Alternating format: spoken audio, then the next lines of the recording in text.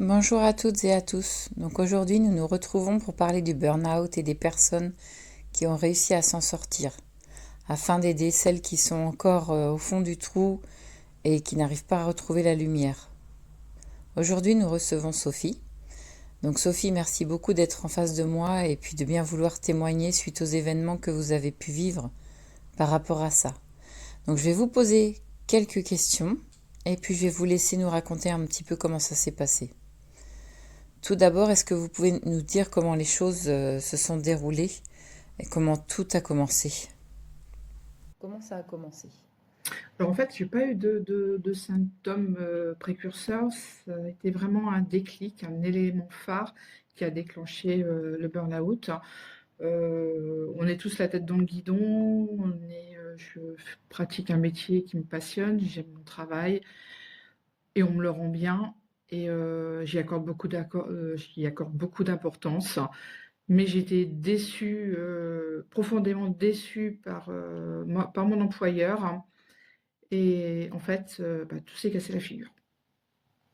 Donc, D'accord. voilà. Ouais. Donc en fait, ça a vraiment été l'élément déclencheur dans le sens où, étant donné que vous êtes très investi, vous vous êtes senti un peu trahi en fait par rapport à ce que la personne a pu vous faire finalement. C'est C'est tout ça? à fait ça. C'est tout à fait ça. Et j'ai d'ailleurs pas compris ce qui m'arrivait. Alors, comment vous l'avez ressenti au niveau, on va dire, psychologique et corporel? Est-ce qu'il y a eu des symptômes type problème de sommeil, douleur, irritabilité avec votre entourage, des choses comme ça? Au début, non, parce que je vous dis, j'aime ce que je fais. Et à partir du moment où j'ai eu cette claque dans la figure, en fait, je me suis effondrée, je pleurais. En fait, je n'arrêtais pas de pleurer pendant 8 jours. Je ne savais pas du tout ce qui se passait. Et donc le médecin m'a arrêté 15 jours, puis 15 jours, puis 15 jours. Et en fait, je n'arrivais pas à surmonter. Et je comprenais pas. Je comprenais pas pourquoi j'en étais arrivée là. Et après, c'était un petit peu l'amalgame. Et j'ai décidé de me faire quand même soigner. Voilà, j'ai pris le taureau par les cornes. J'ai décidé de me faire hospitaliser. Mais en fait, je pense que c'est la chose que j'aurais pas dû faire. Car Pourquoi? ça a été le début de la chute réelle, en fait, d'une chute de 3 ans. Et c'était très, très compliqué de remonter, en fait. Et c'est un concours de circonstances, un changement de médecin, en fait, un rendez-vous non honoré qui a fait que j'ai changé de médecin et que je suis remontée petit à petit. D'accord. C'est-à-dire qu'en gros, lorsque vous avez été hospitalisé, vous n'avez pas été accompagné par la bonne personne, c'est Alors en ça? fait, j'ai été suivie par des psychologues, mais en fait, j'ai envie de dire à coup de médicaments. Ah oui, d'accord. Et en fait, j'ai perdu tout. Enfin, je m'en rends pas compte. On m'en parle maintenant. On me disait, ben, tu parlais vraiment très doucement. En fait, on ne comprenait presque pas ce que tu disais. Et j'ai aucun souvenir. C'est malheureux, mais j'ai aucun souvenir. Donc pendant 3 ans, j'ai été dans une sorte de bulle, en fait, médicale, j'ai envie de dire. Je n'ai absolument pas vu ce qui se passait autour. Et à la rigueur, j'ai presque envie de dire que ça ne m'intéressait pas. J'étais dans mon truc. Et en fait, le fait d'avoir changé de médecin qui a vu le traitement, qui m'a dit: «Mon Dieu, c'est normal d'être dans un état comme ça». Et après, au fur et à mesure, petit à petit, à chaque visite, tous les mois, elle enlevait un médicament. Et à un moment, je me suis dit: «J'avais plus de médicaments, mais en fait, qu'est-ce que j'étais bien». Et c'est à ce moment-là que j'ai pu reprendre le travail. D'accord, donc Voilà, vous avez réussi quand même, grâce à cette personne, à ce médecin, à modifier votre traitement voilà, tout pour à ne plus fait, être tout à fait. complètement en dehors de la réalité, en fait. Et Tout puis, Oui, puis au bout d'un moment, même avec le peu de médicaments qui me restaient, j'estimais que j'en avais plus besoin et je oui. voulais absolument rattaquer le travail parce que, malgré tout, quand j'étais suivie, il y a eu beaucoup de séances, on a fait de l'art dramatique, enfin pas mal de choses, l'art thérapeutique aussi. Et en fait, on m'a toujours dit: «Mais, non, en fait, ça sert à rien de vous soigner puisque c'est vous qui êtes dans le bon sens, en fait». On m'a dit: «Vous êtes dans le bon sens. C'est le monde dans lequel on vit qui est à contresens». Mais en fait, c'est difficile à comprendre. Donc, Mhm. voilà, on m'a expliqué que j'avais le syndrome de Don Quichotte. que je me D'accord. battais contre les moulins à vent et qu'en fait, je m'épuisais, je m'épuisais, je m'épuisais. Et bah oui, mais malgré tout, j'aime toujours ce que je fais. Eh oui. Donc, on en est toujours là. Mhm. Donc, à un moment ou à un autre, il a fallu rattaquer le travail, non sans mal. Oui. Faut être honnête, non sans mal. Parce que au niveau cognitif, c'était un peu compliqué. Je n'enregistrais pas aussi bien qu'avant. Mhm. Je bégayais énormément. Enfin, je bégayais dans le sens où j'avais peur de la personne qui était devant moi, qui était mon nouveau patron. En fait, entre-temps, j'ai eu un changement de patron et en fait, ça me terrorisait. Et au fur et à mesure où j'ai repris confiance en moi, bah, j'ai repris du poil de la bête et j'ai inversé la tendance. Et en fait, après, ça a été le but de dire non, on va inverser la vapeur. Parce que quand j'ai repris le travail, j'étais attendue au tournant. Les Mhm. consignes avaient été passées au prédécesseur en disant elle a été arrêtée 3 ans, c'est une feignasse, faut être honnête, hein, c'est des propos que j'ai entendus. Et j'ai dit non, bah non, c'est pas moi, c'est pas possible. Et je vais lui montrer que c'est pas comme ça. Donc j'ai mis Mhm. la fierté dans ma poche, je suis retournée au travail, j'en ai bavé pendant 1 an. Et au fur et à mesure, eh ben, il a pris confiance en moi. Hein, ça a Mhm. été réciproque, on s'est apprivoisé en fait, tout simplement. Et 2 ans après, on en a rediscuté, parce que lui, il a été un moment difficile au travail. Et je lui ai dit, mais regardez, pensez à ce que vous m'avez fait il y a 2 ans, quand Oui. j'ai repris le travail.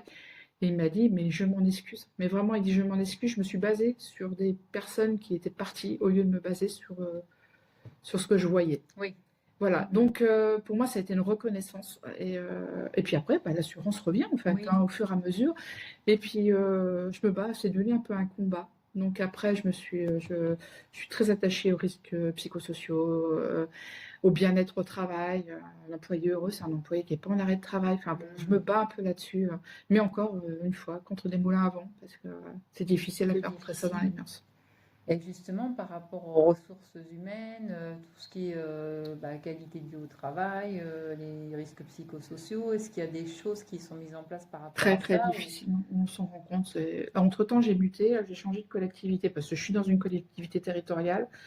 Là où j'étais, en fait, on était très encadré, enfin, dans les dernières années où j'y étais, parce que j'ai eu quand même une absence de 3 ans. Mhm. Et j'étais très investie et j'avais une personne qui s'occupait des risques psychosociaux qui était très investie aussi. Et là, j'arrive dans une commune qui n'a pas du tout mis ce système en place. Donc, il faut tout leur réapprendre. Et on sent que c'est pas évident pour eux. Mhm. Et c'était pas utile non plus. Et vous pensez que c'est une sorte de tabou en fait, ou est-ce que c'est parce que c'est resté un petit peu comme à l'ancienne Non, je crois que c'est la politique, on se voile la face, hein, c'est la Mhm. politique de l'autruche, hein, clairement, quoi. Mhm. Enfin, des employés heureux, ils sont au travail, en Mais fait, bien hein. sûr. Quand il y a beaucoup d'arrêts de travail, il faut se poser la question, qu'est-ce qui ne va pas? Et Mhm. on n'en est pas là, parce que ça veut dire qu'on se met face à nos responsabilités. Et est-ce Mhm. qu'on est prêt, en fait? Est-ce qu'on Oui, a c'est envie ça. d'entendre, hein? Mhm. Et je pense que non. Mhm. Mm. Oui, et c'est vrai qu'effectivement, quand ce sont des profils de personnes comme vous, très motivées, très Mm. investies, Mm. c'est là où justement la direction devrait aussi se poser la question de se dire, bon, bah, elle a toujours bien travaillé, Mm. qu'est-ce qui s'est passé pour qu'elle craque? Et voilà, donc Ouais, ouais, ouais. c'est vrai que le fait que vous reveniez 3 ans après et qu'on vous considère comme une personne feignante, c'est Ouais, quand ouais, même, ouais, ouais. c'est difficile, quoi. En tout cas, Mm. vous êtes courageuse parce qu'avoir fait 1 an après, vous êtes battue pendant 1 an après sur site pour dire voilà, je suis là et Voilà. je. Et dans des conditions, en fait, comme on m'attendait au tournant et que Ouais, le but, en fait, c'était de me faire repartir. Clairement, c'était de me faire repartir. d'accord. Et bah, sinon, moi, enfin, j'aime ce que je fais. Et puis, enfin, voilà, je vais continuer. Donc, je me suis retrouvée à des heures complètement décalées par rapport à ma vie de famille. Enfin, vraiment, tout pour me faire partir, en fait. Et D'accord. puis, voilà, mon mari, enfin, j'ai été, voilà, ce qui est important, c'est de savoir qu'on est très bien, quand on est très bien entouré aussi dans la vie familiale, Mm, ça aide quand même. mm, Et on m'avait dit, t'inquiète, quand tu vas vraiment te connaître, tu verras, son regard changera. Et effectivement, il a fallu il a pris le temps, mais mm, bon, mm. Et c'est donc là, fait. vous travaillez toujours avec lui, du coup? Non, non, Non. entre-temps, j'ai muté, j'ai changé de collectivité. Quand je le revois, je suis contente de le voir. Voilà, je lui ai pardonné, mais j'ai pas oublié. C'est ce que je lui Mm, dis souvent, je dis je pardonne, mais j'oublie pas. mm. Et c'est vrai que des fois, il suffit d'en discuter peut-être avec un collègue qui était là à ce moment-là. Ah, ça arrive des fois, un petit peu presque la larme à l'œil, mais parce qu'en fait, on n'oublie pas, Oui. on peut pas. peut pas oublier, quoi. Ouais. Mais voilà. Et du coup, par rapport à votre famille, justement, donc, qui vous a bien entouré, est-ce que, voilà, depuis que ça va mieux, ils prennent peut-être plus soin de vous? Est-ce qu'ils font attention, justement, si tout Non, pas démarre à côté? spécialement, parce qu'en fait, mes enfants, j'avais 3 enfants, dont l'aîné à l'époque avait 8 ans, hein, donc j'avais Ah oui. quand même une fille de 6 et une de 2. Mon mari s'est retrouvé à tout gérer, hein, tout seul. Du jour au lendemain, ça a été compliqué, hein, pour lui, hein. Il l'a dit Ouais. bien longtemps après que ça a été vraiment très compliqué. Mais voilà, on était soudés et voilà. Et puis je me rends compte, enfin, des fois, il me parle de choses, mais j'ai pas du tout de souvenir. En fait, j'ai l'impression d'avoir 3 ans de trop dans la mémoire. Ouais. Trop de mémoire. Et ça m'embête parce que c'est les années, peut-être, des belles années avec les enfants que j'ai oubliées, quoi. Et ça, c'est bien triste, hein. Oui. Et pour le Mais, travail, surtout. oui, mais du coup, vos enfants, est-ce qu'ils parce qu'ils étaient petits, du coup, est-ce qu'ils s'en sont rendus compte? Est-ce que... Alors, ils en parlent des fois, Ouais. voilà, la période où tu étais à l'hôpital, c'était compliqué, etc. Mais voilà, et enfin, je suis d'un naturel optimiste, c'est ce que je leur explique. L'important, c'est pas de tomber, mais c'est de savoir se relever. Et voilà, il faut se battre. Mais bon, comme je leur dis, hein, je suis pas un modèle à suivre, hein, parce que je dis souvent qu'il faut arrêter d'emmener le boulot à la maison. Mais enfin, voilà, je le fais tout le temps. Donc, je suis capable de donner des très bons conseils, mais je suis incapable de les appliquer. Donc, c'est un peu compliqué, quoi. Et là, du coup, bah, ça se passe bien à la maison, votre Ah bah à la rythme, maison, justement. ça se passe bien. Je vous dis, bah, maintenant on n'a plus Ouais. d'enfants à la maison avec Ouais. nous, ils sont en études, mais bon, oui, bon, on est toujours avec mon mari, on n'en parle plus, c'est passé quoi en fait, mais on parle toujours de notre travail, parce qu'on aime, Oui. on aime ce qu'on fait, donc Ouais. Oui, oui, oui. automatiquement on échange sur notre travail. Parce que, enfin, pour vivre avec quelqu'un qui fait ce métier-là, il faut être du milieu, Oui. voilà, faut déjà avoir une ouverture d'esprit, quoi. Et du coup, par rapport à tout ce qui s'est passé, est-ce que ça vous a aidé par la suite, quand vous avez commencé à aller mieux, à trouver des activités parallèles? Est-ce qu'il y a eu des choses en dehors justement de ce fameux médecin qui vous ont aidé à remonter? Alors, on a fait de l'art-thérapie, j'ai fait de l'art-thérapie, du théâtre dramatique, etc. Oui. Mais tout ça, c'était en milieu clos, en fait, Oui, hein. mais oui, c'est pour ça. Après, ils vous ont pas, enfin, vous n'avez pas forcément fait d'autres choses derrière. Non, parce qu'en Il y fait, je vous dis, ça a vraiment été la coupure avec le fait d'avoir perdu un rendez-vous. Ça a été la Ouais. coupure et c'était en fait la plus belle chose qui m'est arrivée. Mais à côté de ça, je suis quelqu'un j'aime bien bricoler, donc Oui. j'ai créé une micro-entreprise à côté sur tout ce qui est décoration de Noël, etc.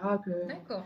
Ouais, je m'épanouis, en fait, ça me vide la tête, hein. J'ai Oui. besoin de m'extérioriser. Et Ouais. voilà. Ah, c'est sympa Ouais, ça. ouais, Donc, ouais. du coup, vous avez réussi en fait à créer votre micro-entreprise. Donc après, Après, c'est ça? après, Et lui, oui. c'est vraiment votre soupape, on va dire, de. Voilà, je peux passer Pour, des heures à créer, ça me dérange pas. Au Mhm. contraire, ça m'occupe et puis Oui. je pense pas à autre, je pense à rien d'autre. Mais oui, ça c'est vrai que je pense que c'est important de trouver quelque chose effectivement pour. Ok. Et du coup, par rapport à ce burn-out et à ce surinvestissement professionnel, euh, vous pensez que ça vient de quoi? Le fait de se surinvestir au travail ou voilà, de vouloir à tout prix que tout soit effectivement euh, euh, honnête, le côté loyal, justement, le fait de respecter les choses, respecter les personnes et d'avoir ça en retour et d'en souffrir, justement, lorsque on n'a pas ce retour. Vous pensez que ça peut venir de quoi, ça? Je sais pas, peut-être un manque de confiance en soi. Parce que Mhm. si j'avais confiance en moi, en fait, à la rigueur, j'attendrais pas la reconnaissance des autres. Oui. Je pense que ça peut venir de très loin, hein. Mais, mais voilà, mais c'est un trait de caractère et je peux pas. J'ai travaillé dessus, mais je peux pas faire un reset et revenir à zéro. J'essaye. À l'âge que j'arrive, je me dis peut-être qu'un jour, mais enfin au plus loin que je me souvienne, quand j'ai commencé ma carrière, à 23 ans, on me disait oh, tu verras à 30 ans, à 40 ans, mais en fait j'arrive à 54 ans et j'ai toujours le même état d'esprit. En fait, je crois toujours en ce que je fais. Oui. Je crois que les choses doivent être faites et que si chacun à son niveau fait les choses correctement, on arrivera vers un monde meilleur. Parce que c'est pas possible qu'il y ait autant de, comment dire, Alors, attendez, je cherche. On a tous une mission. À un moment ou à un autre, si quelqu'un ne la fait pas, ça fait comme du gruyère, il y a des trous. Mais si chacun fait sa mission correctement, on ne devrait pas être dans la société où on est actuellement. En fait, c'est ça. Ouais, je comprends. Je sais pas, j'arrive pas à l'exprimer correctement, mais c'est vraiment ça, quoi. En fait, on a toute notre pierre à l'édifice à apporter.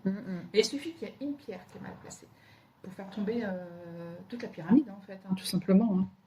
Mais Ouais. c'est des choses que j'ai encore du mal à expliquer, quoi. Et c'est un petit peu comme voilà, le maillon de la chaîne qui manquerait finalement et qui ferait que voilà, Tout à fait. Tout à fait. ça bloque finalement l'organisation et l'accomplissement de ce qui est prévu. Oui, d'accord.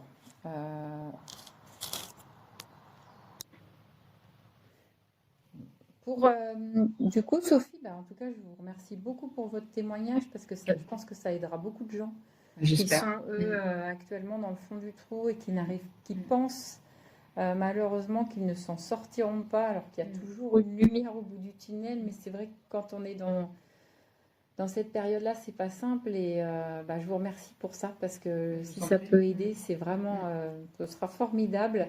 Et du coup, est-ce qu'il y aurait autre chose que vous auriez à dire, un conseil à donner aux personnes qui sont dans cette situation de douleur, de mal-être? Moi, je pense qu'on est tous capables de se relever. Bon, pour certains, ça va prendre 1 mois, 2 mois. Pour certains, ça va prendre plusieurs années.